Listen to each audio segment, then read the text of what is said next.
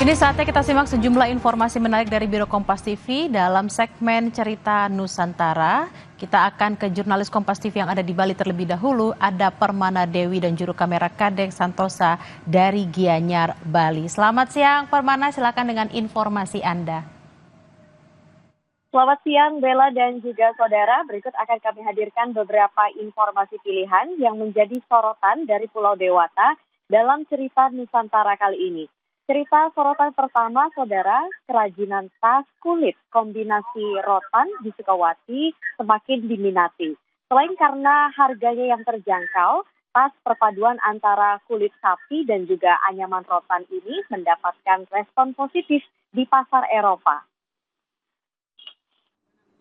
Kerajinan tas kulit kombinasi rotan bisa dijumpai di Jalan Raya Sukawati, Gianyar, Bali. Di tempat ini menjual berbagai motif tas kulit kombinasi anyaman rotan. Tas yang kini lagi banyak dicari.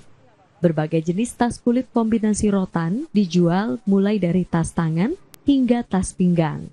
Awalnya ide membuat tas kulit kombinasi anyaman rotan ini muncul 2 tahun yang lalu dari coba-coba memadukan kulit sapi dengan anyaman. Karena keunikannya, tas rotan ini pun sudah dipasarkan hingga ke Eropa. Kini, setiap harinya, 50 pieces tas kulit kombinasi rotan diproduksi. Ini yang lagi tren nih, tas apa nih yang sekarang lagi naik, Bu? Ini ya webbing kulit namanya. Bahannya dari webbing, rotan, sama kulit sapi. Nah, ini pemasarannya udah sampai mana saja, Bu? Sampai Eropa, dah keliling dunia ada dia ini. Kalau Ibu di sini sebagai apa, Bu? Saya sebagai supplier.